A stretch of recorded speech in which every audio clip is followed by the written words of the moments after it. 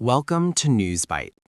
Tensions are boiling over in the transatlantic alliance as President Donald Trump once again threatens the future of NATO.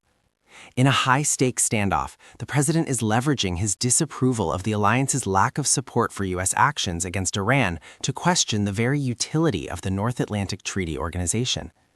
This isn't the first time he's clashed with allies this year. Remember the bizarre headline-grabbing push to acquire Greenland?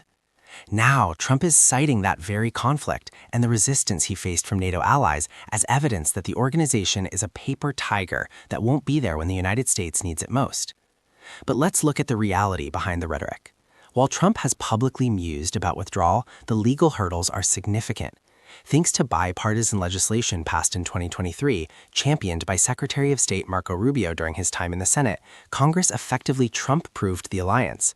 Any formal exit now requires a congressional sign-off, making a unilateral departure unlikely. Yet experts warn that words matter. Even if Trump doesn't pull the plug, his aggressive posturing, like threats to relocate troops or close bases in unhelpful countries, can inflict long-term damage on global stability. So what do Americans think? Interestingly, public support for NATO remains surprisingly robust. Even as the political climate grows polarized, recent polling from Gallup and Pew suggests that a clear majority of Americans, including a significant portion of Republicans, still see the alliance as vital.